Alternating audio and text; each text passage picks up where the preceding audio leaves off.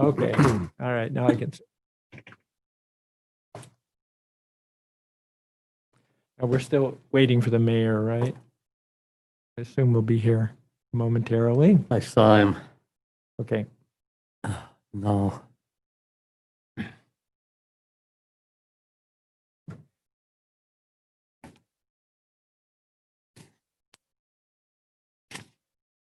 Making sure that looked like it was already muted, which really it's Okay. not.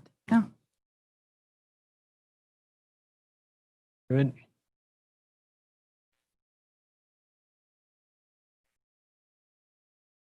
Okay. Yep. Okay, this is the Historical Preservation Commission. I'd like to call our meeting to order. We have a full agenda today. We'll start off with a roll call. Do you call that out, Heather, or do I? Okay. John Sampson here. Let's just identify each. Les Barber here. Will Rodley Bush here. John Wade here. So we're in our full complement. We're still awaiting one final selection from our mayor at some point to make a full group of 5. Okay, thank you, Mayor. We'll first approve the minutes, and I'll ask if there's any changes, amendments, errors from anyone. That looked good. I didn't see anything. John, okay? I'd make a motion, we approve the minutes for September 25th meeting. We have a second? Second. Okay, minutes are approved. Thank you. So with Gail Nader's resignation, we are in need of electing a chair for the committee, and we'll do that at this time. Are there any John, if nominations? you're willing to do it, I'd like to nominate you for chair. I know I said I would not do it already. But Les has been working on me. And I'm willing to at least do it temporarily I think with your experience, that's, to try to get us through the next. John, and I appreciate Several that. Yes, months. very much so. Okay, so I'll do my best. I will, well, we haven't had an election yet, so do we need to have a vote? I would second the nomination. Okay, everyone in favor? Opposed? Okay. Thank you. Yes, thank you. I do want to rely on all of you and your talents for arguing our case for the CLG ordinance. With my full-time job at Bowling Green State University, I'm going to have limited time, and I really need your help and advice. We need to talk, hopefully today, about timing and release of our proposal. I think the fact that COVID doesn't appear to be going away for a while, we may want to go back. We had a conversation 2 meetings ago, John, about whether or not this is the best time to move forward, but I think we need to revisit that. We've been working on this proposal now for more than a year, and I'm anxious to push things forward if we possibly can do that. So my goal personally, we'll see if the committee agrees, is to try to fast track this a little bit and hopefully conclude with a finished product by a CLG vote of confidence by the spring of 2021. So with that, Excuse, should we elect a vice chair? we need to elect a vice chair. Yes, thank you. Les would prefer to continue as secretary, I believe. Is that right, Les? So that leaves either John or Will. Can't tell I'm smiling. Does anyone want to self-nominate themselves? I would. I mean, Will, that's- Will has got seniority by about a month, right? So, I'm more than willing to And you'll to second, recognize that. you'll second yes. that? Who, Okay. did you self-nominate? Or what are we? He did. So Will has been nominated and seconded, and all in favor? aye. Okay, thank you, Will.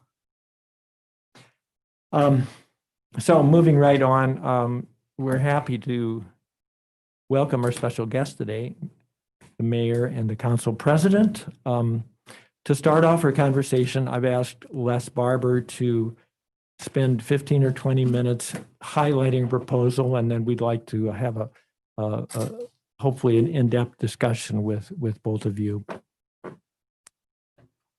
So can we do this in a more, a less distant fashion, do you think? Is that possible? We're kind of stuck up here.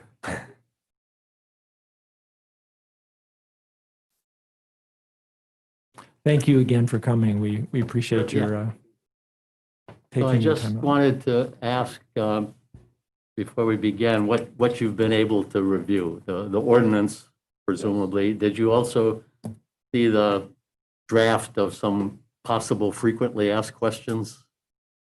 Did not see that, or a draft transmittal letter? Okay, doesn't matter, okay, See what I thought was. yeah, okay, okay. Okay, it makes just a little bit of difference in terms of what I try to highlight. You know, you both know the background, right? Mark was on the original committee and you were involved on council, so I don't think it's worth talking about that part of it and the deep background. You know what we're about. But I think it might be wise to emphasize a couple of things about what this ordinance does and doesn't do, just to make sure we're all on the same page. It doesn't do anything to require anybody to do anything. It doesn't protect any property. It doesn't change anything that exists right now. It only does two things, really. The first, it meets a legal requirement from the Ohio Historic Preservation Office and the National Park Service that a city has to have an ordinance of this sort in roughly this format.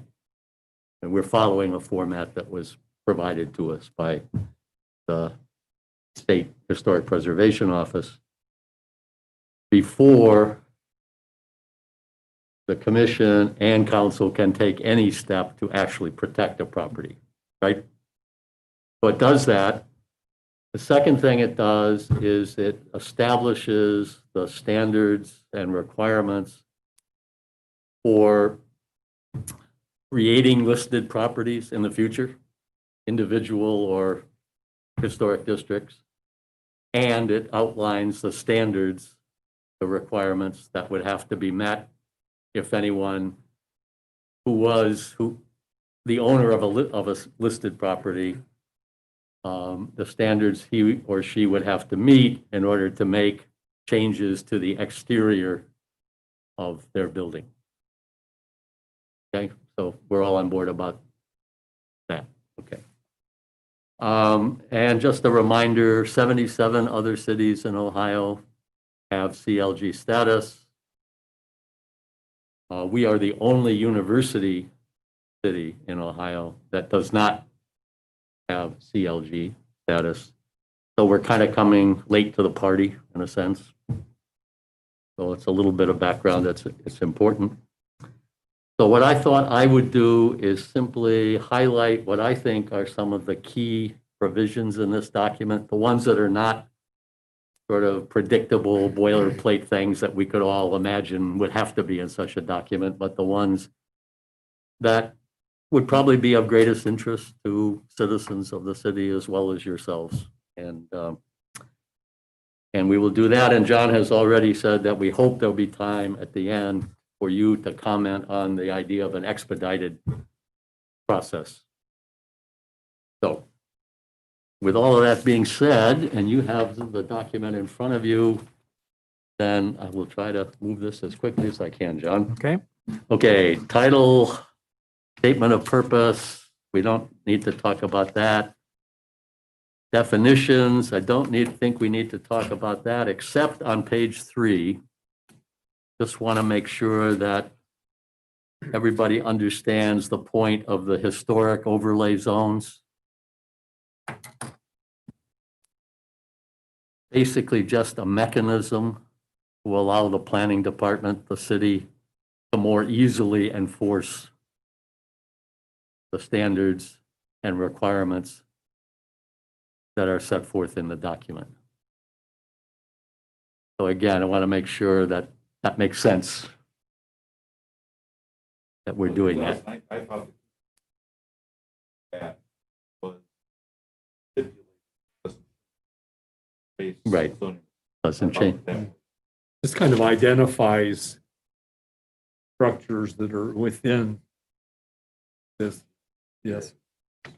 So if somebody shows up with a request to do something, then planning just looks at whether or not it's an HOZ. If it is, then it has to meet the requirements. Mark, that makes sense to you? Yep, okay. The other thing here, I wanted to mention that O at the bottom of the page, historic properties. There are 6 categories, actually. One of them is a historic building up at J, and that will be by far the greatest number, maybe possibly even the only topic that ever comes up. That means a house or a downtown building, basically, used for habitation or business. Second is a historic district. I think we all know what that means. That's 2 or more houses that are part of an area that deserves protection. Historic landmark would be a very special kind of building that deserves to get some kind of special recognition, maybe the courthouse, if they wanted to be involved in this project, that they would deserve to have a special listing of that sort. Then on the next page, I'm sort of going in order here. Historic structure. Structure instead of building to distinguish auxiliary structures like a barn or a shed or something like that. If it's historic, it could be given protected status as well as a historic structure. A historic site would be something like a battleground, a historic burial ground, or some area, probably without buildings, although there might be a building that we think as a city deserves the protection of this ordinance. And then finally, number 6 would be a historic object back on page 3, which might be a work of art, maybe a statue or something. It's not a building, it's not a structure, it's not a site, it's a thing. Again, these maybe never, I don't know, but we're trying to make sure we covered all the bases. And I think we want everybody to know we've troubled over these terms for months, trying to cover everything and to do it in a very objective way and a Yeah. very gentle way. Okay, so if there are no comments or questions, we'll move on to page 5.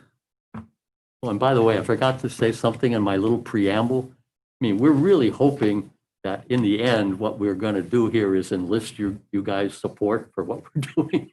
I mean, really, that's kind of our practical goal, as well as the details of what we're doing. Okay, procedures for establishing the Historic Preservation Commission. We stayed with 5 members.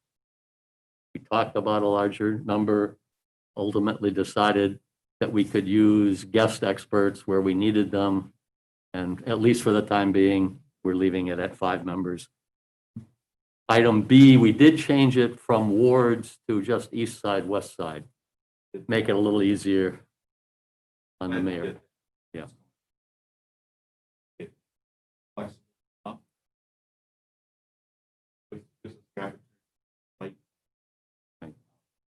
Yeah. Good. I'm glad to hear you say that, because that was the idea that we had in mind. Easily defined and won't change, or words could change. And then item C, the only thing we added there really is, that, we want members with special interest, experience, expertise, knowledge, profession. The last phrases say, and every effort will be made to assure that the commission always has at least 2 members with such experience, knowledge, profession. And we were reluctant to say absolutely in order to leave a little more flexibility for the administration in finding suitable people to serve. Okay, page 6, powers and duties. Nothing on that page. Page 7, I want to highlight item F in the middle of the page on page 7, because I think maybe we've made a mistake here, and I just want to use this as a chance to bring it up. What we wrote was the commission shall conduct public hearings to consider or determine any matters related to historic district or listed property designations within the corporate boundaries of the city.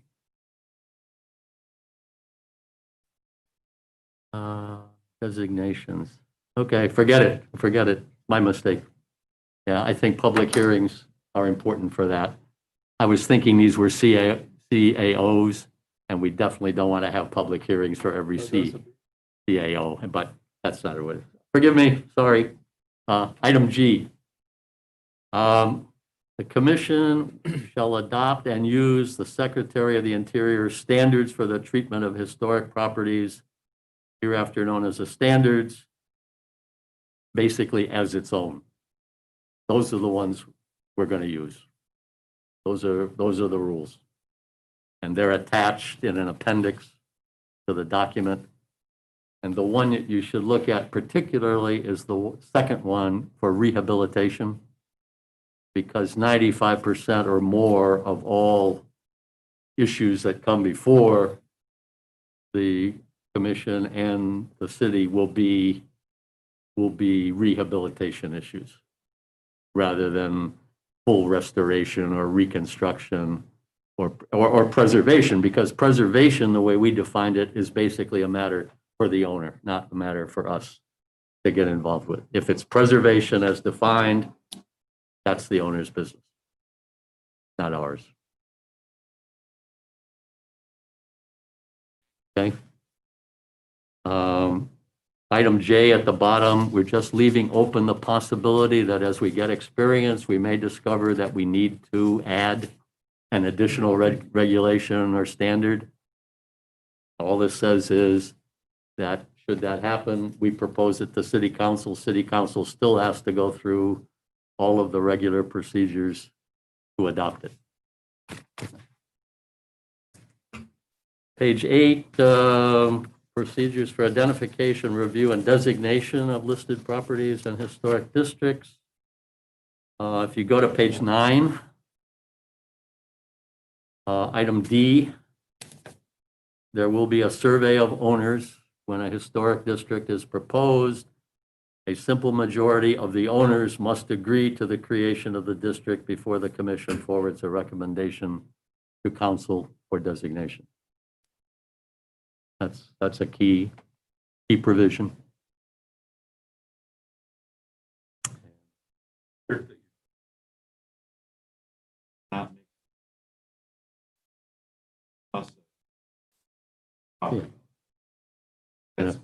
Yeah, and it doesn't mean, of course, as we all know, that there won't be some folks who will declare it to be an intrusion. I mean, that's the way it is, but yeah.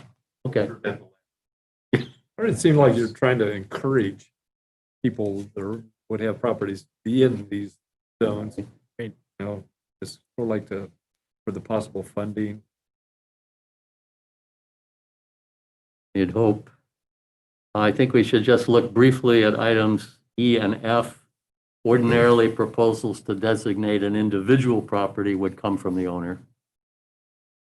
But F says in extraordinary cases, if there was a feeling that the city as a whole believed that a building somewhere or a structure or a site or whatever was of such significance that it deserved protection, even though the owner might not wish it, the commission could still forward a recommendation to council, but council still would have to consider it and act on it. And Process. Making the final. yeah, especially in a case like this, yeah. Okay, page 10, standards and guidelines for reviewing applications for a certificate of appropriateness, the COAs. If you look at the middle of the page, standards of review 2, if it should appear that there are differences, real or apparent, between the standards or requirements stated in this ordinance and those in the standards, the The state. Secretary of the Interior standards, those stated in this ordinance take precedence. I think that's important because it's possible that in matters of interpretation, somebody could come with an argument, hey, you know, you're doing this or that, and it's not in the standards. Well, if it's here, then that's the rule. I think that's smart also. Getting structure.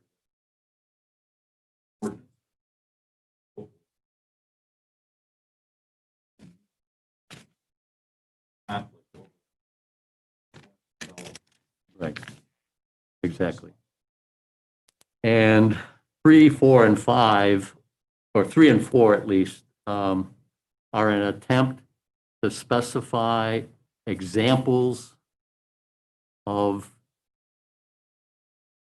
possible proposed changes to properties that are more lenient than a strict interpretation of the standards might imply. So we think these are key points in the document. So 3, for example, says we recognize that some historic properties will have non-historic exterior features when they're listed. Things like downtown awnings, for example, asphalt shingles, aluminum siding, you know, et cetera, et cetera, et cetera.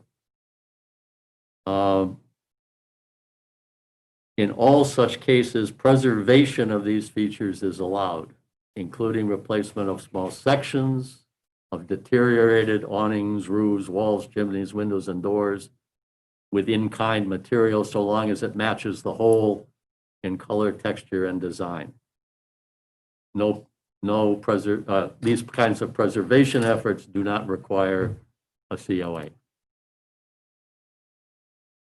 Yeah. I think unless there's any objection, No, be glad to hear what Chris has to say.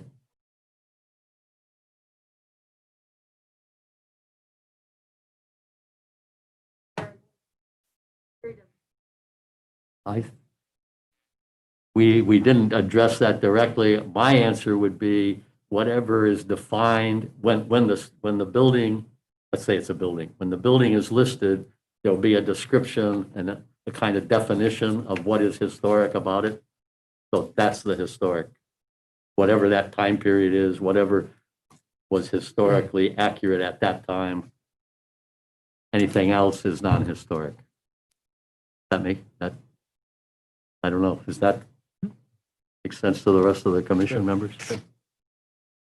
Okay, I'm sorry for reading this, but I think these are the details that hopefully will help prevent some of the backlash we got back in 14, 15 from people who said, well, you're going to make me, do this or that or the other thing. Okay, the second paragraph there says, however, when a full replacement of such features listed above is necessary or desired, owners are required to apply for a COA before beginning any work and must, if possible, replace those features, replace with features that move in the direction of greater historic accuracy. And again, we chose that kind of weasel language because it just seems too harsh to say you've got to do something that was fully accurate in whatever the historic time frame was. If it at least moves in the direction, doesn't make it any worse, then okay. Number 4, it is recognized that some flat roofs, like those on many downtown buildings, this was an effort to address the downtown specifically, are not visible in the view corridor. Such roofs may be repaired or replaced without application for a COA as long as there is not significant change in elevation and no change to the view corridor. Doesn't seem to me it's our business to worry about what a roof is that nobody can see. Okay. And then finally, auxiliary structures, remember barns, sheds, that sort of thing, may be designated as historically important when the property is listed and therefore given the same protections. I don't think that one needed to be. Oh, it's number 6 at the top of page 11 that I think needs to be emphasized. This legislation does not seek to dictate every small detail of alteration, rehabilitation, or restoration. In relatively minor matters of historical detail, now here we're not talking now about non-historic features, we're talking about historic features. When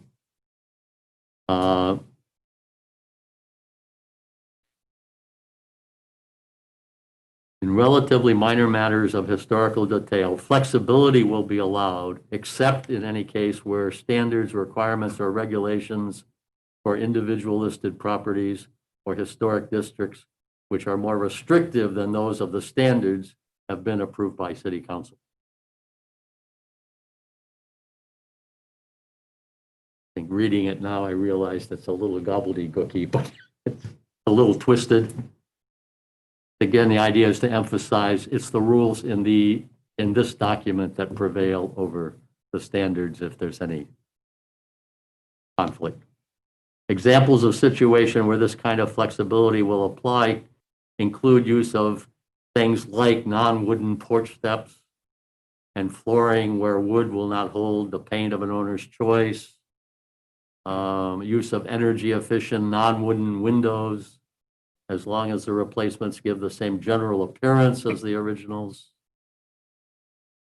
In addition, contemporary design for alterations and additions to the rear, at the rear of historic buildings and non-contributing properties in historic districts shall not be discouraged when the design of such alterations or additions is compatible with the size, scale, color, material, and character of the building, property, neighborhood, or environment. Trying to let people know if they want to add a sunroom at the back of their historic property, we're not going to say you can't do that because it's contemporary. If it's at the back, if it's not significantly changing the impression of the historic building, it's okay. And then at the bottom of page 11, and this is important too, we cite the fact that this is item 2 down there, that the Secretary of the Interior not only has the 4 sets of standards that are here in the appendix, but they have, for each of the 4 standards, they have lengthy, elaborate, detailed guidelines, which we interpret as suggestions and models for owners, builders, architects, whatever, to use as they try to find a suitable way of accomplishing the change that the owner wants to make. So we're not going to write any guidelines. Seems like a waste of time. The guidelines are already in existence. Why should we spend hours and hours, months, weeks and months doing something that's already done? And this also gets us out of one of the other situations we were in back in 14, 15, where we had a very long, elaborate, detailed set of guidelines, which maybe I don't really remember, but maybe we intended just as suggestions, models, but some people took as rules, and, we had trouble. You mean 2015, 2014, 2014, what did I say? 14, 15? I think we would Well, know. he's probably meant 24. Okay, I think we know. 2014, Yeah. 15. Okay. Okay, so we reference the guidelines, we're there, we want people to use them. The commission should use them also in discussing with an owner possible ways of accomplishing their goals. But they're not rules, they're not standards, they're guidelines. Seems like this is to get this started too. It's a good to have a standard. At some point, we may want to develop, but Maybe, for right now, I think this is a good base. maybe if we get experience and we discover, I mean, I think John has also mentioned this possibility that there are some special circumstances downtown that require more than what we have, then, okay, I I think think this is then a we do good- it. I think we're very sensitive to not being Perrysburg. And we have a different community. We want to find an ordinance that would be adaptable and acceptable to our community here. And every attempt has been made to try to word it in that way. So I think that's pretty much all of the most important things. Nothing on page 13, minimum maintenance requirement, prevention of unlawful changes, enforcement provisions. Page 14, appeals for COA decisions by the Historic Preservation Commission would go to the Board of Zoning Appeals. So there would be a right, an owner would have a right to appeal a decision of the HPC to the Board of Zoning Appeals. Page 15, just a little section here on city responsibilities, which we call support.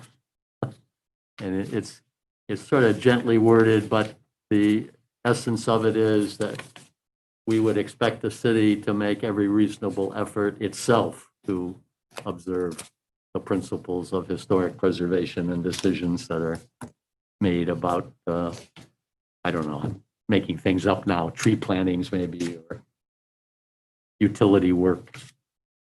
If a major, now remember the outcry years ago about a great big telephone pole, sort of wedge-shaped telephone pole on South Prospect Street? Maybe that wasn't such a great idea. If that property had been a historic property, maybe that decision the city should have reconsidered. There was a laminated structure right on the corner of, remember the planning commission? we I dealt with. don't remember that coming forward. but Anyway. I remember, I can picture it right now. Anyway. But And utility- then page 16 is the start of the appendix. The 4 sets of standards, with rehabilitation being the most significant likely of these. And then I didn't reproduce it in my copy, but starting on page 20, a set of modifications to the existing codified ordinances that would be required to bring it up to date with the addition of a new set of requirements about historic preservation. And Heather did most of that work, and if you have any questions, I think Heather's the person who could best answer them. Okay, so that's Great. Thank you. that's my walking through. Thank you, Les. So Les has done the lion's share of the work on putting this together. We thank him for many, many hours, and also Heather for also being a huge part of our document to this point. So at this moment, we'd like to invite our guests, Mike and Mark, to respond or ask questions, or however you might wish to address the commission. Well, I don't have any questions. I just want to say, first of all, thank you for your work. I have been following kind of on the fringes. I've been able to attend portions of some of your meetings and was able to witness the effort that went into reviewing the revised legislation. And I really respect the work that's been done. I mean, the willingness to dive into the detail that you have, I think was really important. And I think that it's resulted in a document that is, I think it's impressive. I think it is going to allow us to achieve our goals. I've thought for quite some time that a reasonable first step would be to finalize this legislation, get it in front of council, allow for public input on it, and then get it, get a vote on it on council. If approved, then this, from my understanding, provides the basis for applying for the CLG. Is that accurate? Correct. And I think I've thought for some time that that's a really important first step. So it feels to me like you're right on the edge of getting that done. And I appreciate you getting us to this point. So I think the document, as I've read it and kind of followed it, its growth. I think that the end product that we're looking at now and that we reviewed today interjects a great deal of local influence and a great deal of common sense, which I think were two really important things that needed to be addressed. You've created a degree of flexibility that will allow property owners to work collaboratively with the Historic Preservation Commission in the city to make sure that we're striving to achieve these outcomes in many cases, but it's not so rigid that we're pounding people over the head with it. And I think that's important. I really do. So I think that's a really beneficial improvement to this document because you have gone to great lengths to clarify that and make that clear. And I think that that is going to make it much easier for our residents, our property owners, business owners to understand and allow them to get their arms around it and support it. Last thing I will say is that I have gone on record in the past of indicating my support for moving forward with this process. I will say here again today that I continue to support this work. I do think that it will provide value to our community. I think it's important. It's striking to me. I've heard, as Les indicated today, I've heard others say that we're the only community that is the home of a state university that has not taken this step. I think that it's time that we do this. So I appreciate the work that you've done. I will let Mark speak, on behalf of City Council. And we can have a collaborative discussion on how we proceed in terms of the legislative process. But I will tell you now that as it does go through its legislative process, I will be most willing to support this document and the outcome that will get us to that point. Because again, I think that's a really important next step is to get that CLG designation, because I think that that's really going to allow us to move this thing down the road and start seeing some real practical outcomes. So that's where I'm at on it. Perfect. Certainly willing to answer any questions that you might have of me. Otherwise, I just want to say again, thank you for all the work that you've done. And Heather, you've done tremendous work too. I don't want to ignore the work that Heather's done. I know that she's provided just terrific staff support. I've been, she copies me in all these emails, and I try to read as much of it as I can. But I can see the amount of work that's gone into it. On behalf of Heather, other staff members, and all of you, and members of the commission that might not be sitting at the table today, we don't want to forget their work also, because they provide a great value to the product that we're looking at today. So again, I just want to say thank you, and I look forward to supporting the work. Thank you, Mayor.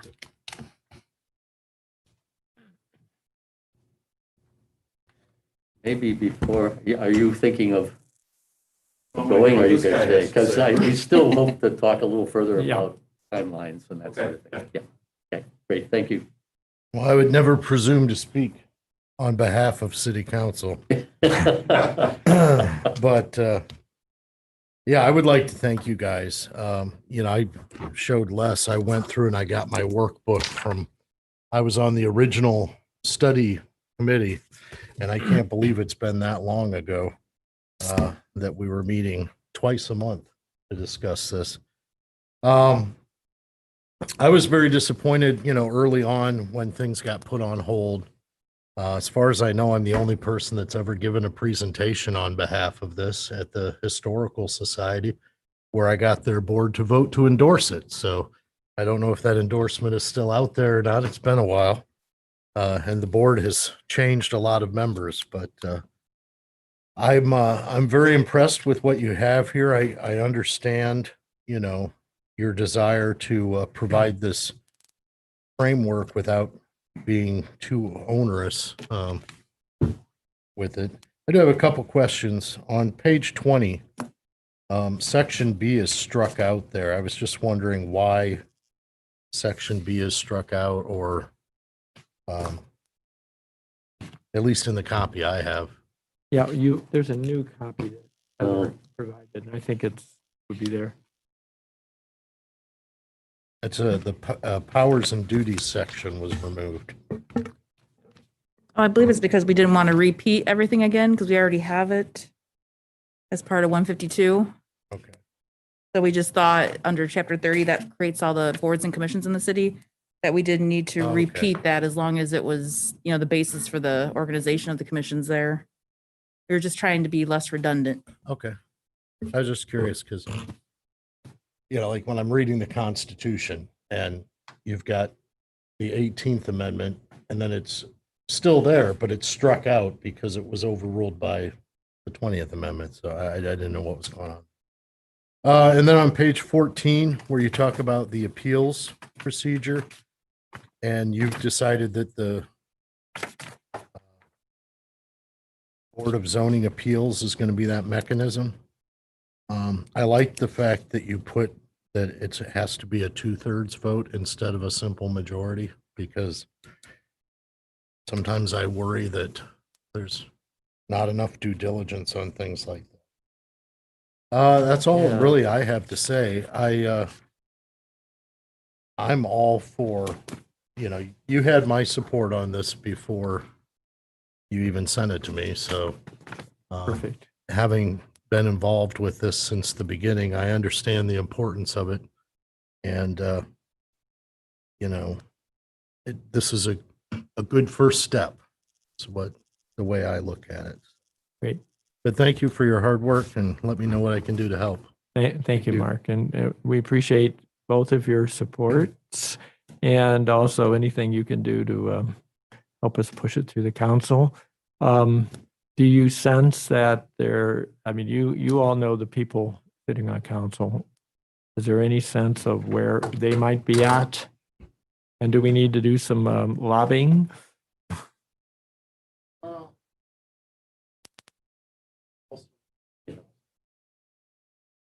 he presumably would be supported.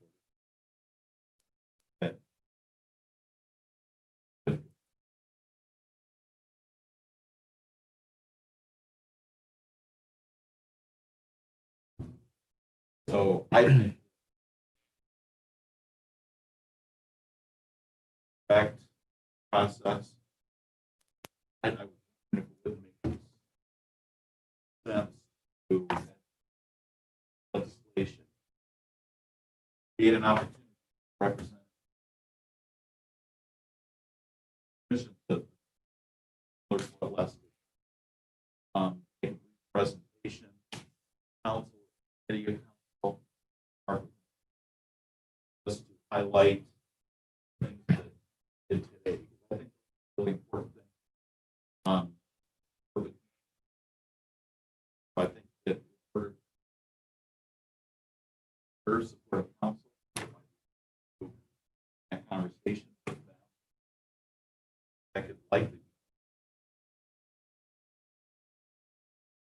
do that final paired or bundled production council based on that at some point.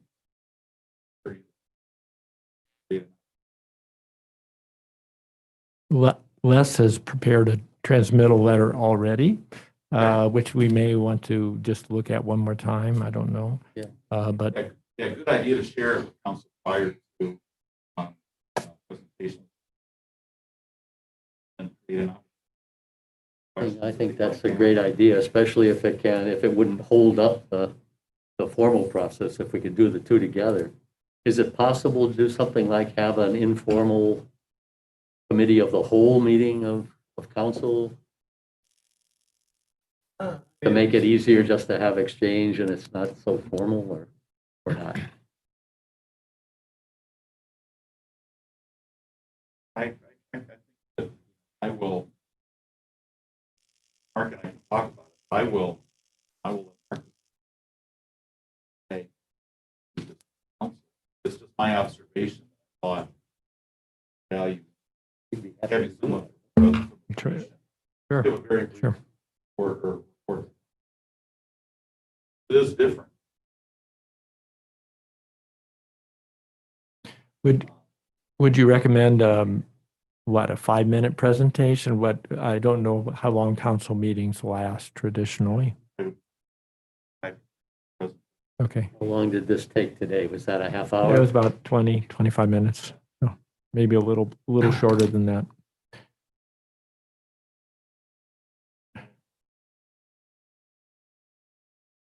We could even have it now. Done that. And we have the PowerPoint from 2014, which we're going to actually look at in a moment. We could look at it right now quickly. Would you be interested in seeing, you probably remember it. So maybe you created it. We don't know who you did. My hope, you did it, Heather? That was your PowerPoint? Well, yes, but in conjunction with George Winters. Okay. Well, we'll give you credit for it. Okay. But I think we want to take a look at that if you want to stay and see it or not, if you've already familiar with it. But I think I would like to use that at some point. Could be for council, or could be if we do some Zoom informational meetings, that could be part of a presentation to help sell it. I can't think.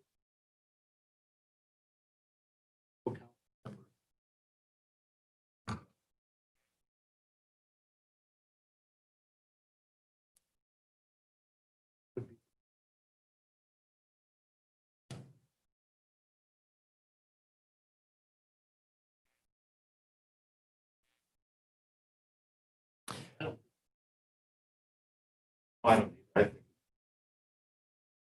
Confines of council, why not? Could that be scheduled? Could it be scheduled for the next meeting? I don't know.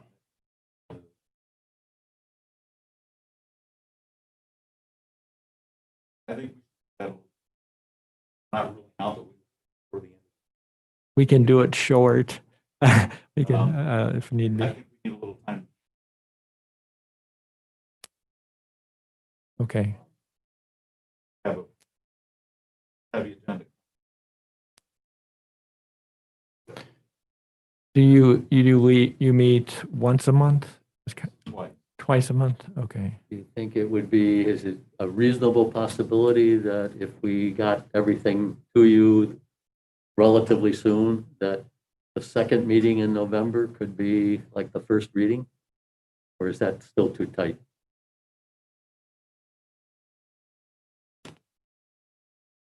I don't, ultimately, that's part of council. I would say when I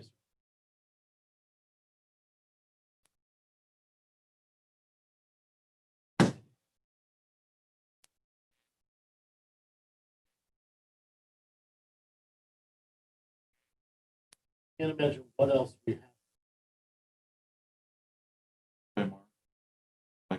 Yes. Yes, and I wanted to interject, though, that I don't want to skip planning commission. So, I mean, planning commission adds at least 2 months to this process because they should be providing a recommendation I to forgot about planning. city commission. council. So how that works is we put it on their agenda for the first month, sort of like a first reading. schedule it for public hearing the following month. So I don't want you to lose sight of that because they are granted the authority over the zoning code and any amendments. So I'm sure council wouldn't want to skip that process. And we have 9 additional members that would really be representatives within our community that should be aware of this, since it does impact the zoning code, and they may even be asked questions. So they should have be the same looped in presentation. early on too. So give that Maybe some thought. before council.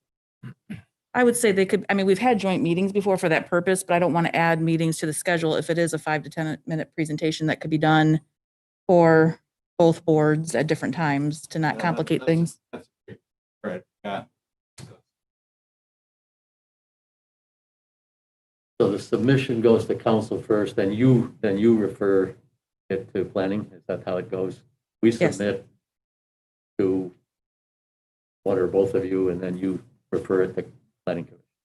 And Is that it, would typically require how much time? About 2 months, depending on when the recommendation falls into their lap. okay, let me just hear that one more time. So it goes to council first, and then it goes to planning commission for 2 months, so they can have 2 different readings. And then it goes back to council for review and a vote. Or do we think that it?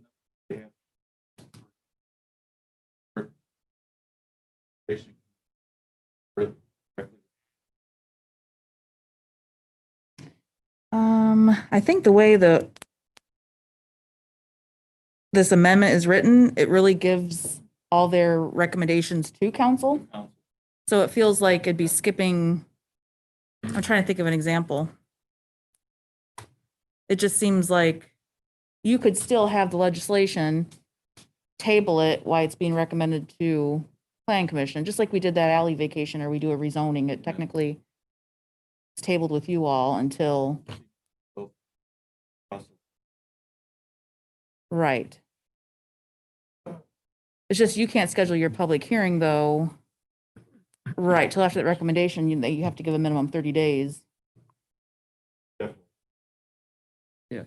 Okay, so could you help us figure out what that calendar might be? What would be the,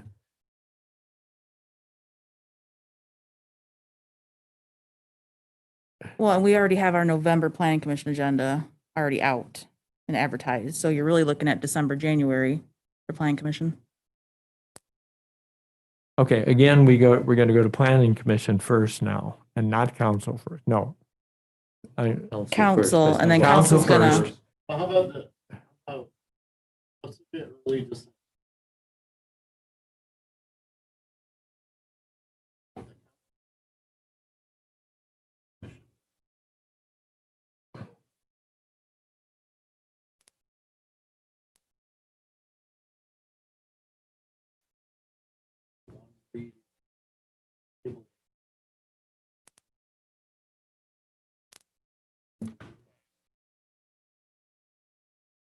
yeah, but I would do it sooner because we put our packets out about 2 weeks early because we have to legally notify the public of public hearings. So I would say the sooner council gets it, the better you get the recommendation to us.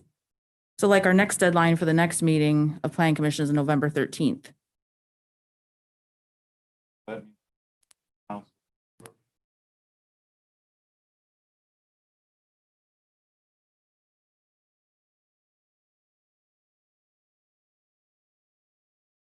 We're ready, Yeah, I think we're basically ready. but it's you guys. To come and do your 5-minute presentation.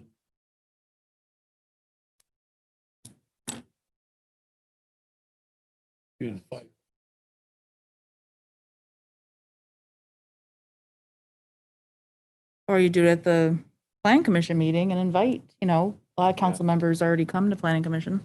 So will council have copies of this then? I Before, would recommend that. Mhm. because it could be just verbal. Prior. Okay. Okay, so document to council. Someone send it.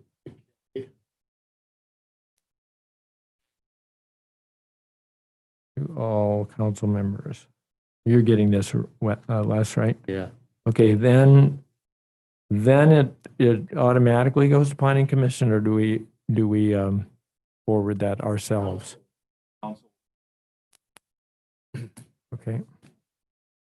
Then to planning.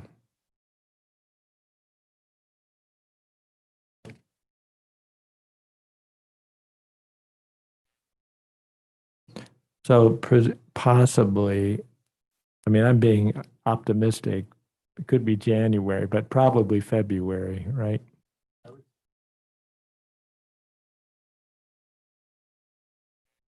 Okay. Okay. council will give it a second. When it comes to the third reading on the 7th.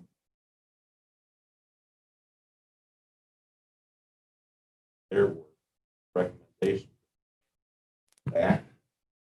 Council, they pull off the vote on. And probably have a public hearing that Right, they have to have public That hearing, same- giving Yeah. same time. 30 days notice. And that's in February, probably, right? February. Okay. Okay, so Well, that's not bad. we don't need to, I'm just asking your advice here. We don't, I mean, we're going to start thinking about meeting with stakeholders down the road here, but we don't need to do that like in 2 weeks. I mean, it just, we can send it to council without having met with public stakeholders or with the downtown business or anything like that. We can wait on that for a little bit. Is that would that be your advice? The only reason.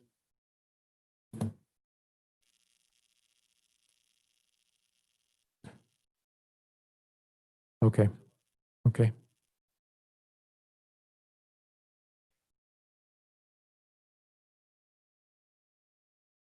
Okay, well, I mean, we don't want to keep anything a secret, but that's just an extra step for us if we need to do it. And Sounds like they'd have public hearings both at council and so that planning may, commission. that may cover it. When you did this in 2014, is this how it worked? Did it get to council and did council give a vote? It got kind of, Was thrown in a drawer. got messed up along the way after a meeting or so. I remember. I think it got, Got tabled indefinitely, I feel yeah. like. Got to- got- Definitely, Okay, the way I remember. That's the way I remember it. Yeah, no, that's the way I remember. okay. So with this time frame that you just kind of outlined here, when would the presentation be the most effective? Talking about November 2nd would be first reading, introduction, first reading. November 16th, second reading, December 2nd, table. And then a couple of months and back to council. So maybe the second reading would be useful?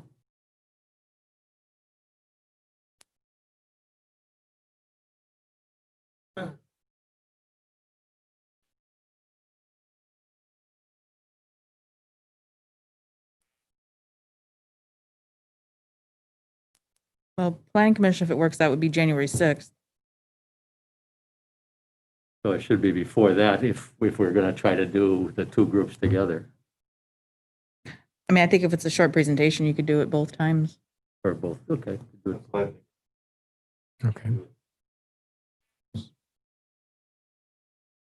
Great. Okay, so Try not to again, go into the detail of it. I mean, mainly it's just the purpose of it towards getting the CLG.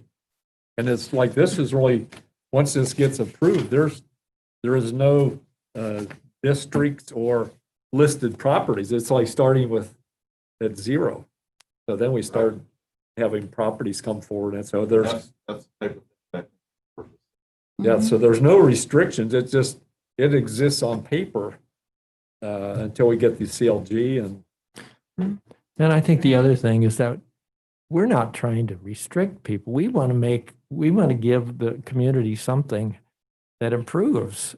encourage encourages us, that maybe will make us all feel more proud of our community. I mean, I am proud, but I want to see it sustain itself. And this is something that we're giving to the community. We're not forcing anybody, but we're trying to encourage them to be with us and be part of it. So if we can really keep it on a positive and upbeat level, I think that's going to make a big difference. Great. And I would say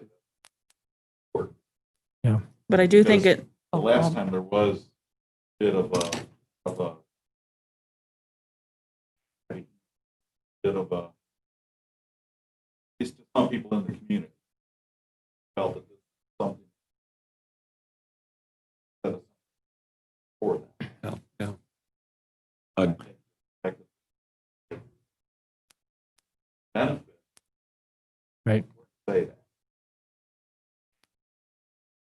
that. A question that I have that I think Will kind of brought up, and I'd like clarification. So at this point, to have a distinct boundary of, it makes no difference. We're going into this from the standpoint that There it's is just a none. general thing, and we're going to Yeah. draw a boundary and talk about all that at a later time. Right, And we're not going to hold anything up by delaying that at this Right. point, correct? yes, Separate issue, Okay. yeah. yeah. Great. They just start having people come get their properties listed or create boundaries. So we'll draw the map after the new year and figure all that out. Thank you. It'll be important to help that process. That'll be a collaborative process. Yeah. Include- Community input. Absolutely, will include affected, individuals, whether it's business, property, areas. Say that.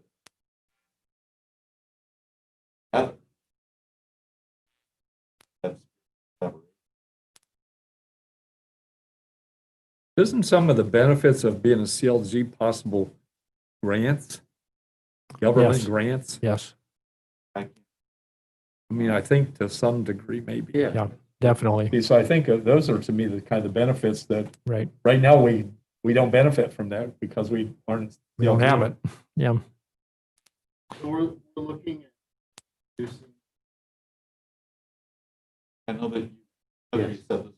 Reviewed by Mike. Mhm. This has been competitive. No. Okay.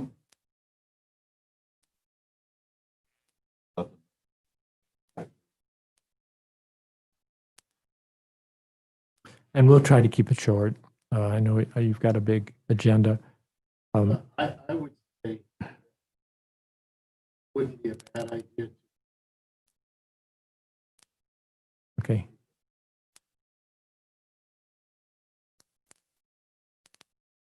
yeah.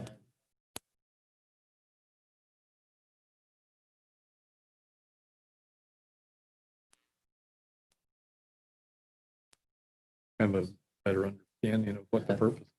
That makes sense. would it be helpful to see that PowerPoint at that point, or is that too much? I'm not even I'm sure not you great- need greatly PowerPoint. in Just seems like, favor of PowerPoints myself. I don't think they put people to sleep more. I often think than even not. just talking. If we do it fast, zip through. Well, okay, we will talk about that. 6 slides, that's good. Yeah. No. 200. Well, Heather will keep us awake, her PowerPoint. Okay, so November 2nd, introduction to council. That meets at what time? 7. And is that in this room? Okay, And then the planning commission, Heather, would you sort of alert us when Yeah. the best mhm. chance would be to do it for them? Yeah. Okay. perfect. Okay, unless you have more questions, I mean, you're welcome to stay for another hour. Not have any questions? Could I- Well, Can I we, just say one thing before we? yes, send them off? sure. This is kind of a sort of a nitty gritty kind of thing, but I think, we will get some opposition, I would think. And I'm inclined to think it may tend to come from landlord type people, but, there may be others, but I don't think we're going to get the kind of boomtown response that we got the last time from one. I don't know if it was more than just Dinah Vincent, but there was at least one resident Yeah. from one of the historic areas who was very upset. I don't think we're likely to get that this time, but we'll get some opposition. I mean, I really hope that council will not listen too sympathetically to all of that opposition at this early point. This step, as we keep saying, this step doesn't change anything. It just makes the possibility of further discussion possible. So even if there's opposition, maybe council has to just go ahead and do the vote. Well, I know this is not and diplomatic to be Yeah. saying. we need your support. Okay, and I think we have it. So Thank you. thank you so much Thank for you. being here and Yeah. helping and Sure. giving us advice. We appreciate it. Plus, you're right. There will be some that will. I have tried to better, try to. What those issues. Try to prepare myself by question. The concern based on proof or the document. A lot of people, haven't found this areas here to those documents by fishing. Allow people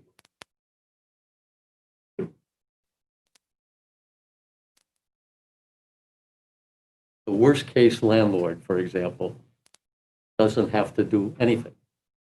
As long as he or she does nothing, it can stay like whatever it is. The district could, in theory, go around their property, except for if there's a decision that property is really significantly historic, then it was Or if something it in here about how accidentally they gets caught handle up in it. a district as a non-contributing property, Yeah.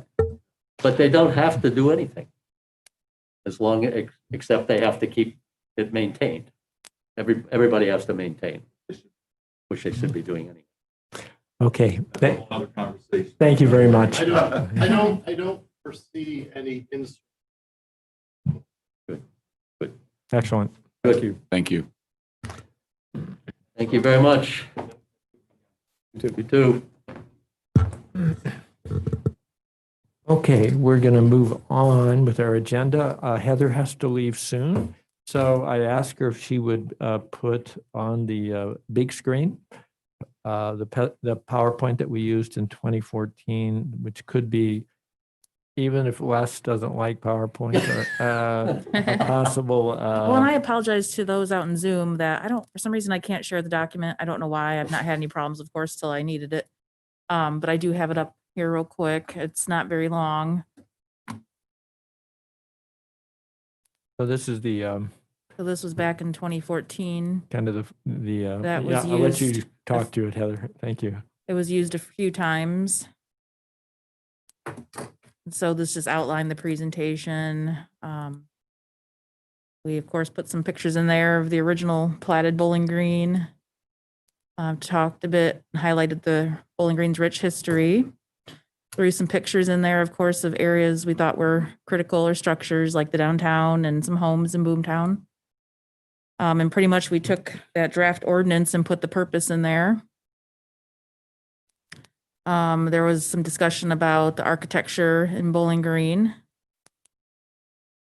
And then we talked a bit about the legal framework, why can we even legally do this as a city, as a jurisdiction? And so we touched on that. And then listed some benefits of what that could look like, where we talked about tonight, being a CLG, or not tonight, this afternoon, being a CLG, and then tax credits, for example. We talked a lot about the Historic Preservation Office, which we've been in close contact with during all these years of working on historic preservation. We highlighted what the CLG is because I think, we all pretty much know what it is, but the public has no clue when you say CLG. So I think we don't want to gloss over that. And I think I need to go back and look over again that transmittal letter too, to make sure we're talking about that a bit. And then also Les's FAQ, if that ends up getting used, I think we got to focus a little more on what that CLG is. And then we talked, overall about what are the benefits of historic preservation. Again, we talked about that a little bit today too. And then, we tried to hit some of those myths of, infringing on property rights. That's always a typical thing that it gets thrown around about any type of city law. People are concerned with bureaucracy. That came up a lot, red tape, that sort of thing. And of course, this is consuming city resources, especially the planning department. So this is definitely a big undertaking for the city and especially this department. So we talked a lot about what would not apply with the ordinance, unless, kind of what Les talked about, unless we're doing something. So we highlighted that. So again, that would have to be modified based on the ordinance. And then we talk about contributing properties. Of course, that's hard to read. And again, back to the ordinance, what does it actually require? So for example, it mentions the design guidelines. So that would need to be adapted since we're not doing that like 2014. Again, that continues. We talked a lot about ribbon driveways, what does that look like, fencing, et cetera, just trying to hit some of the baseline questions that people ask. Again, this focused a lot about the design objectives because again, there were guidelines back then, same thing. So you can see a lot of the presentation was devoted to that, including examples and pictures, kind of a what you can or can't do type of picture. And then myths versus reality. So again, looking at the ordinance and what people were saying versus what it really did. And then here was the conclusion and recommendation of the study committee and what was to come. So certainly I think this is adaptable. And I can easily do that to this, but if somebody wants to give me what text they think should be included, not included, the problem will be this real tight deadline now. If that does pan out, that might be a bit of a concern. But if I have the text and can just type it in. Or we could leave out some of the text Yeah. that was appropriate 6 years ago and just kind of, at least that's what I was kind of thinking, if we could just adapt it with Sure. maybe a little smaller series of slides, it Yes. might be appropriate too. Yeah, you can say a lot in Yeah. Like you, 5 or 6 slides. like Mark said, even like 5 slides. Yeah. or Right. something. No, I think what's important is to say that Yeah. we're an historic town. We're proud of our history. Here's a few things that have happened. We want to preserve that. And this is what the whole thing is about. And I think we should downplay anything negative.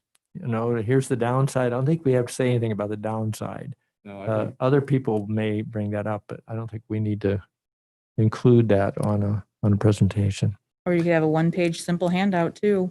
this seems like even just having, like thinking out the 5 slides, Right. like having this picture of some historic buildings, as it would be one. I always like to see some pictures. I don't know, Les, I'm sorry. Pictures are fine. I think they're good. Pictures are good. It just kind of, wakes you up a little bit. And then we can put that present. I mean, if we're talking 5 minutes, we're not going to have a lot of No. time, but they could be shown. Wow.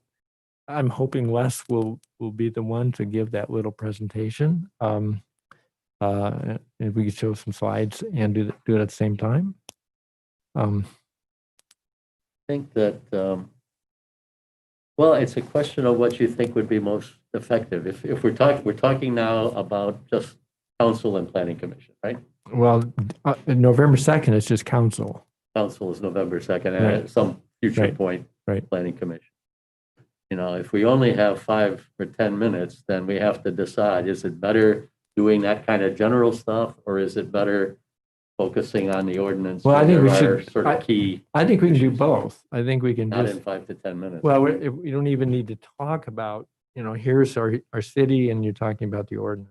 You could use it to highlight your talking points would be. Or the say, backdrop. Have the Could be. slide and then maybe the ordinance Yeah, and then the CLG. Yeah. And the benefits, or, something as the, like the, kind of the trajectory. Yeah, I mean, the, it as could the- work. there's a lot of history in Bowling Green. And we have this opportunity to help it. All And right. it's creating this ordinance. And the reason for that too is identifying about the CLG that we're not in the CLG as all the other university Right. towns are. What's the matter with us? Something on that, Yeah. Like that. and even what a CLG is and what the benefits of being in a CLG are to the city and possible landowners or. Okay, today's October 23rd. Sorry, The John. benefits that Les has listed here under the very statement of purpose, first 7 things. And I think those cover things extremely well right there. And that- Concise, it's very And positive. that could be almost already in enough. here. We don't necessarily have to get into the, okay, well, here's what we, will do if you put a new porch on. No, We- none. Yeah, I think we should Yeah. avoid Yeah. any of that. And I don't think council cares about that anyway. Yeah.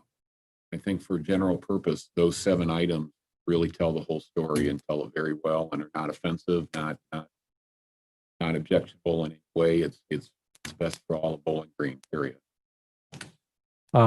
What if you kind of outlined what might work best in your mind to put a 5 to 7 minute presentation together? And then Heather, could you and I work together on that PowerPoint a little bit?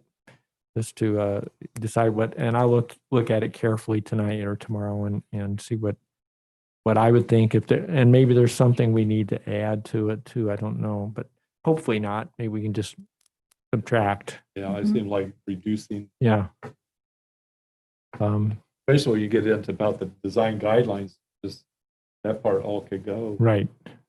For this Yeah, presentation anyway. 'cause the main purpose of this is getting it approved to get the CLG. Yeah. Right. Okay. Can I If just Les add one could more get- point here?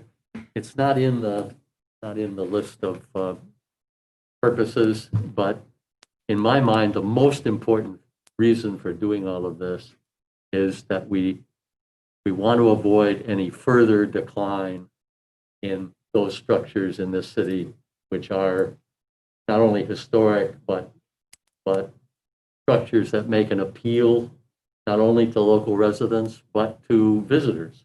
When they come in on North Main Street, what are they looking at? They're coming in up South Main, what are they looking at? If they're coming in from the west, from the east, we know what they're looking at. But, if you look at what's happening in those areas, is houses come up for sale, they get bought by landlords, and they start disintegrating. Sometimes not dramatically, some landlords do a great job. The Greens have done a great job with a beautiful house on North Main and even a big ugly monstrosity on North Prospect. But in general, they decline. And then that reduces this positive appeal that Bowling Green has to residents and outsiders who come to restaurants or whatever they come to Bowling Green for. I think that's So a core purpose of what we're doing, to try to Emphasizing- protect what we have. emphasizing the word preservation. Yeah. Now, I would think we got to be History. careful when we say we will let you do anything you want, but we're just going to advise you, because that's not quite No, that's not quite true. That's not quite right. It kind of, I had that impression at the beginning of your presentation. So I think we do have some muscle, just not a lot.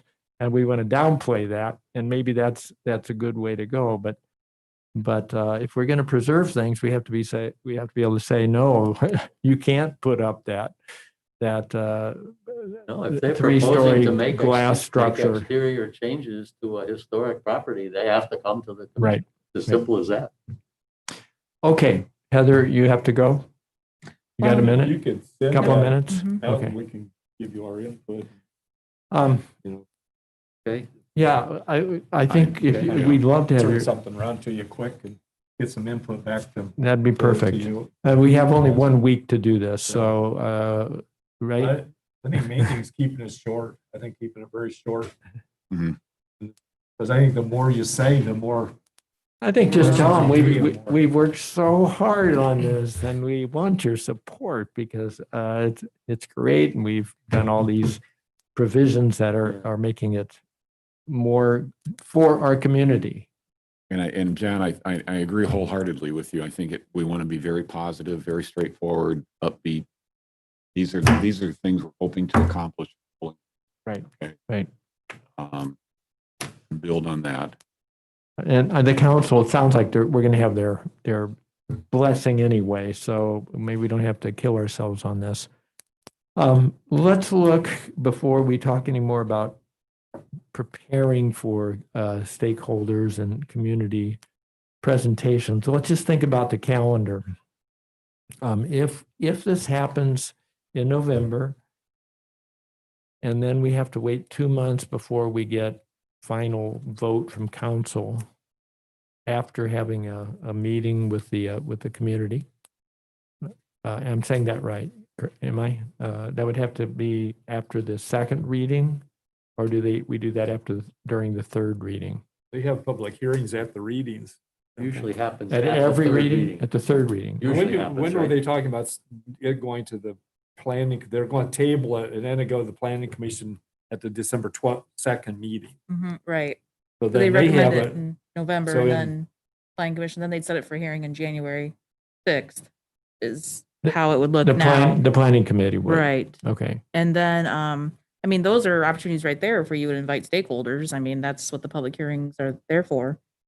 And I think So you being can already there- informally contact them, say, this presentation will be, or this public hearing will be on January 6th, and I'm inviting you to it. It's a public hearing, and you may want to listen in, or maybe you have questions that might be, you do it then, and you could also do it for city council public hearing, which likely won't be till February is my guess, Right. because they have, like I said, they have to give a minimum 30 days notification to schedule a public hearing and Plus- advertise it. And plus there have to be 2 planning committee meetings, right?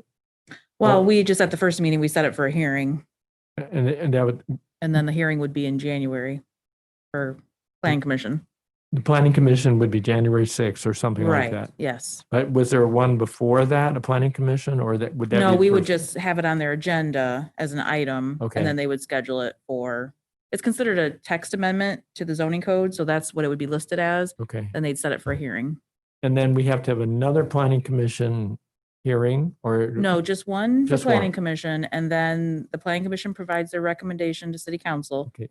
And then once they receive that recommendation from planning commission, the city council is going to schedule a public hearing, giving a minimum of 30 days notification. Okay, so that can't be till February 6th or something like that. Right, it's Whatever- depending on how the calendar falls, Whatever which I that meeting didn't, is, at that. February something, or. Right. I'm going to say 6th, but it's not. And then there would have to be a third hearing. How, no, am I missing something here? We only need 2 council meetings? there's November- 3 readings of an ordinance that council does. Okay. And then normally your public hearing aligns with that third reading. So November 2nd is the council, first one. When is the second one? The November 16th. 16th, he said. Oh, okay, oh, sorry, I missed that. Second reading. So then the third one's tables it in. on So the it goes to second. council. They could table it on the a first committee. reading, honestly, or they could table on the second. I mean, it just, either way, they're gonna table it during one of the readings because they know plan commission's still reviewing their recommendation to give. So, but So either if way, you're they- not looking If till, they tabled it on the third hearing and tabled on the December 2nd, then in theory, then in February, that's the third reading. right, that's Okay. normally So what they do. Table it. Yeah, Okay, Yep. all right. and usually they'll put right on the agenda, public hearing scheduled or planning commission waiting for their recommendation. So that puts us into February, right? At that point, if council votes yes, then it's ready to go to CLG? Then it goes Well, we'd have to, Columbus for review. we'd have or to something. finish the application. That's not fully finished yet. Okay, whatever We have to that, get resumes. I mean, Okay. there's more things we couldn't a do lot of yet. work for you, or all of us. We got a lot of it done. I mean, I think okay. we just have to go back through it because some of the numbering has changed, I think, since I first did it. I have to relook at that. So prepare application. So sometime, maybe late February, early March, then to CLG.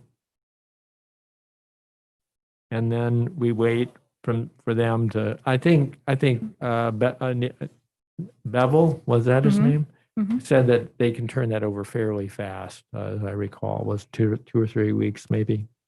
We had a session with the person from the state who gave us a presentation about the process from their end. And then it comes back here, and then we have to sell it to the community and decide on our map, right? As I see it, we have in the new year, we'll have a late January meeting, 1 February, 1 March, 1 April, May. If we would try to finish this by May, we would have, after the new year, 1, 2, 3, 4, 5 meetings. So we're gonna have to hustle if we really want to try to do that. I still would like to.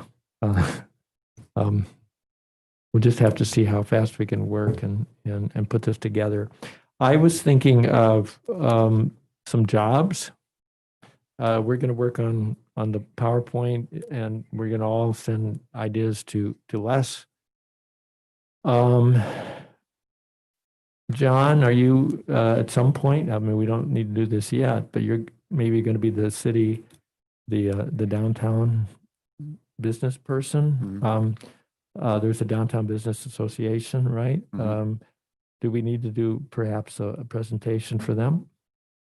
I- I would think maybe. Absolutely. How about, do we need to do things like Kiwanis Club? I mean, that would be a different group. Are there any other downtown business organizations that we need to touch upon? Let me check and see. Off the top of my head, Okay. I would think the Downtown Business Association is, At least, one, at yeah. least meet with Yes. them. So I would see you as our main guy there. Will, I was thinking maybe, I assume we want some press releases. I don't know, but I'm thinking about the newspapers to talk about. Would one of us be the ones to do that, or would that come from your office, Heather? Good question. I mean, typically they'll see an ordinance and then that kicks in questions. So it to might a representative. automatically happen. So if somebody wants to be a representative, I think that'd be a Okay. great job So to be designated. is that okay, Will, if you, Let me know what I need to do. I mean, we can all kick in on that too. Les is going to get the council presentations together. Is that okay, Les? I Yep, will yep. probably attend with you. Yep. As support.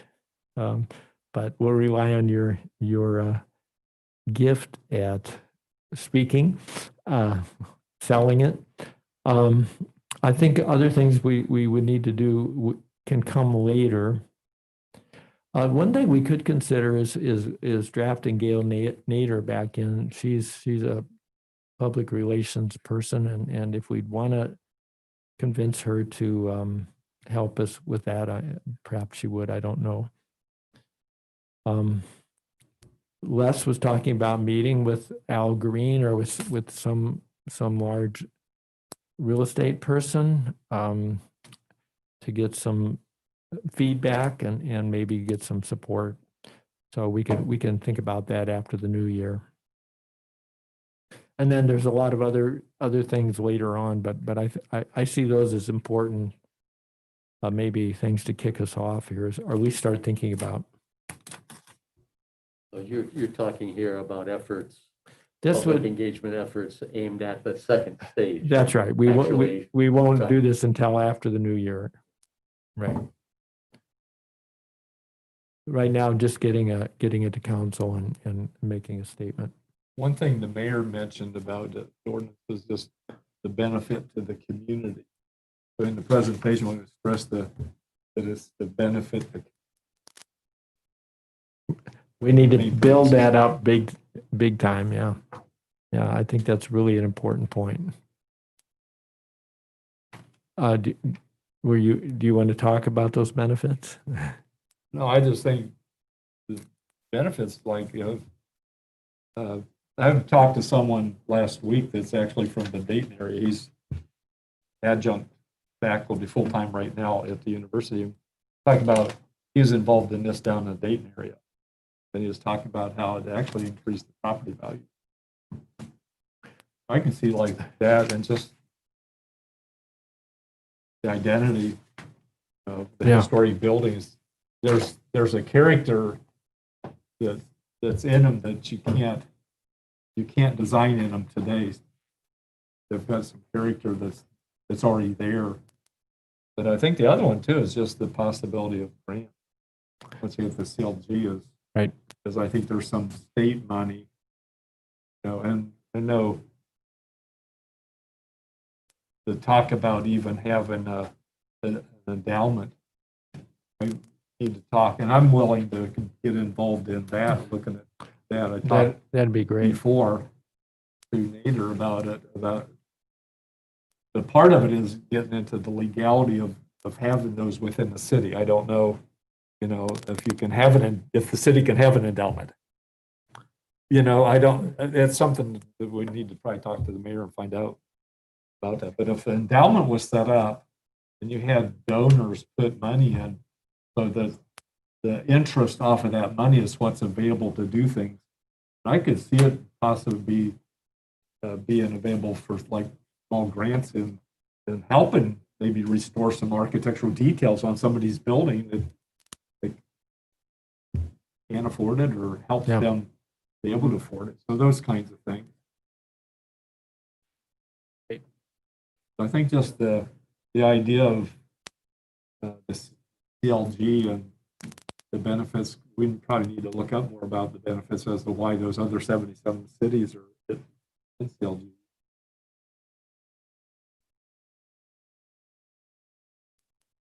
I was looking at Hudson. Hudson's a good historical city. They're an architect. Pretty cool. John D. Rockefeller used to come down there and listen to the Carillon. His place to just come Really? sit. Yeah. What we're not, but we haven't talked about, and we need to do that too down the road, is the university. I think university is not buying into the historical. We've all been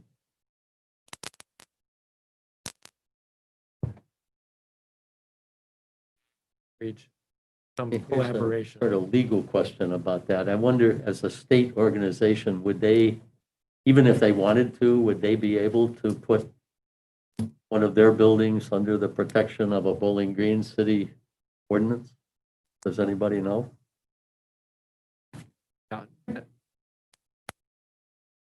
Because certainly the old core deserves, I mean, it's historic and it deserves preservation. There's two questions, whether they would want to bind themselves. Yes, as they wouldn't, but second would be whether they legally could. Yeah, it's looking bad out there. The rain is coming. They've been buying up all that property on Wooster. Yeah, They took Tearing out down some buildings. historic houses. Yeah. I know, which Civil War houses. That's what I'm thinking. They're wanting to build parking.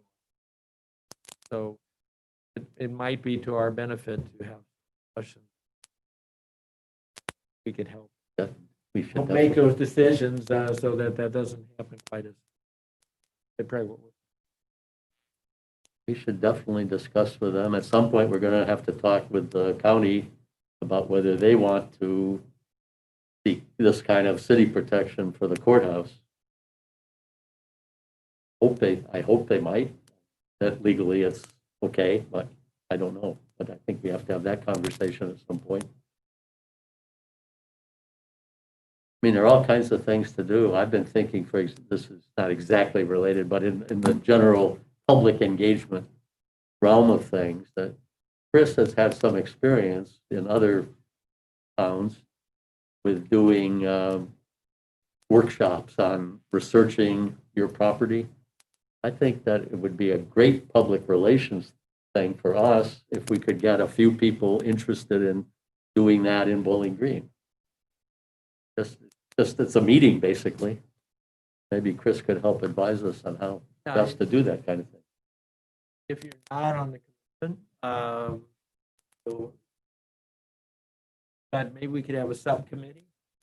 Uh, 2 or 3.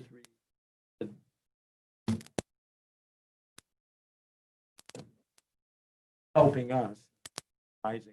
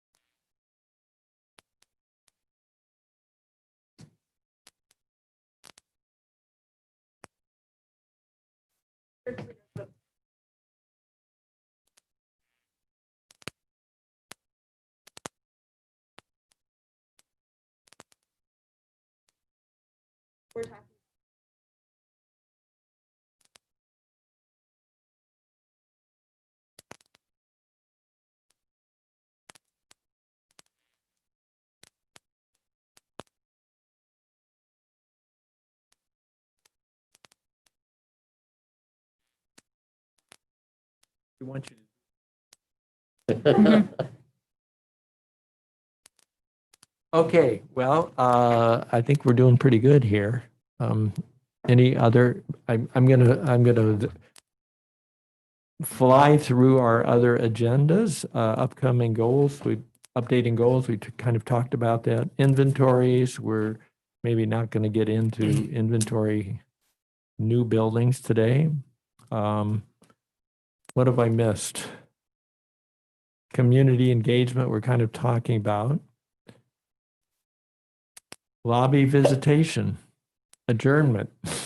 Well, lobby visitation, I just wanted to, for the record, say that although we've struggled to have a historic preservation ordinance, Nathan Bevel of the State Historic Preservation Office asked Bowling Green to be involved in their State Historic Preservation Plan Advisory Board. In other words, he asked me to be on it on behalf of Bowling Green. So I think we'll have a, seat at the table, and he wants to hear from us. So I think that's good news. So I think I forwarded you that email just so you were aware of That's what great. that plan would involve. And then also I wanted to point out that the city had a presentation by their consultant about the potential new city building. And I thought that was critical for y'all to see that presentation that is online, because it does talk about basically, utilizing the facade of the existing senior center as part of the new city building. Great, So they didn't see value in, keeping that In whole preserving building that. and the cost, et cetera. great. And great. not keeping this building also, but adding more green space and making it usable for the future. Of course, nothing is set in stone, but that's the initial results. And I think you might like to see that presentation online if you weren't able to see it in the paper or read about it. So I Excellent. wanted to point that out. Thank you. I hadn't seen that. Great. And so back to your appointment, you're on this, you're on the committee, but even though we're not part of the CLG yet. Correct, yes. Okay, so we'll rely on you even more for. I don't know how much help I'll be, but I think just the goal is just get, again, You spreading the connected. word, connecting to local officials, getting their opinion as they formulate this plan, and then, long-term what the goals may be. Excellent. So we'll all learn from it, I think. Good. Appreciate you doing that. Yeah, that's And it's great. on Zoom so far, so I think we have a meeting later this month or next month. I can't remember, but I know it's pretty soon. Good. Very good. Any final business? Chris, do you have anything you want to add in?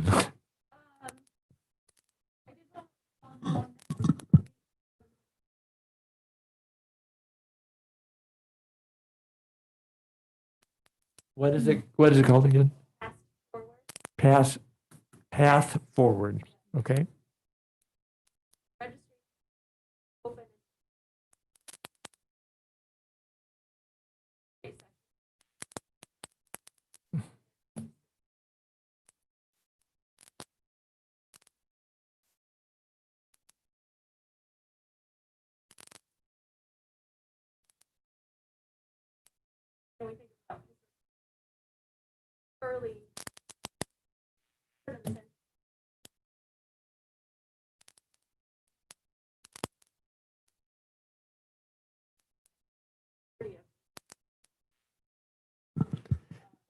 Those seem like new buildings to me. That's what I'm saying. We're historic.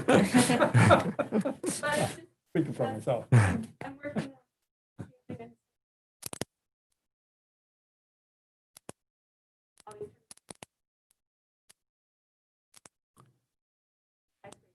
That's great. Yeah.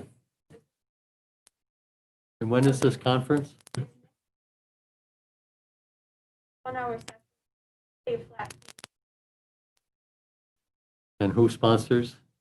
Who's the sponsor of it?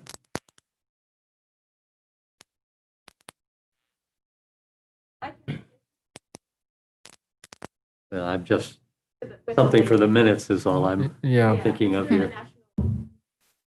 National Historic Project. Great. Actually, if you don't mind me, yeah, thank you.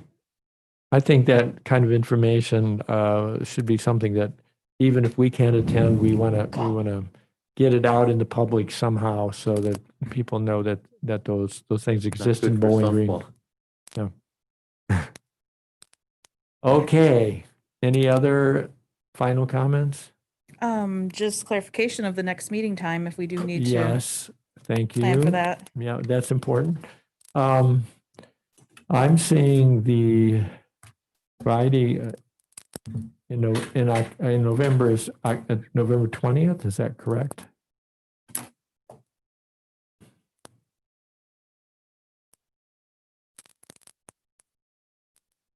Which is the Friday before Thanksgiving, I think. Well, technically, the fourth Friday is the 27th when we're not open. Right. Well, yeah, I'm avoiding that one. The 20th? I will not be here on the 20th, but, we'd have to give you some backup staff. I think we need to meet. Wes? Will? Don, what do you think? Well, Yeah. there are certainly things we can start If talking about. if we do the presentation on November 2nd, That's over and done with before we get. okay, as far as that goes, there's not anything else we can do as far as forwarding the CLG, right? I think that if we cancel that, and I'm fine with it personally, but that means we wouldn't meet until probably January, end of January, because the next date would be December 25th, and I won't be there. I won't be there. That's not gonna work. Where's your dedication, John? No, Yeah. just kidding. I'm not going anywhere, but I'm not gonna come. Maybe like December 18th. Pardon me? Tentatively, maybe December 18th. Avoid December No, 18th? tentatively meet like on December 18th if we need to. So can't schedule something in December instead of doing the November? Well, if you talked about not doing November, Right. it seemed like it's like going to be a council and it's kind of moving on its own for a while. Other than us being available to go to any of the public hearings, just to be there. Well, I mean, I'm happy to do it December 18th instead of a November Just meeting and instead of any other one in December. Is that possible?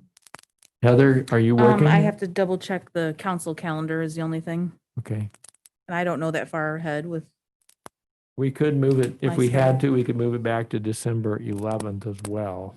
For me, at least. just as a Wouldn't matter. update meeting, we can Yeah. get it. You want to tentatively shoot for December 18th and no meeting in November? Everybody good with that? Okay. At 3 or 3:30? You prefer 3 o'clock, right, Heather? Okay, let's say 3 o'clock. Done. All right, great. I think it's a pretty optimistic meeting. I'm pleased to hear from the mayor and the president. Great. I make a motion, we adjourn. Okay. Okay, we are officially adjourned. Thank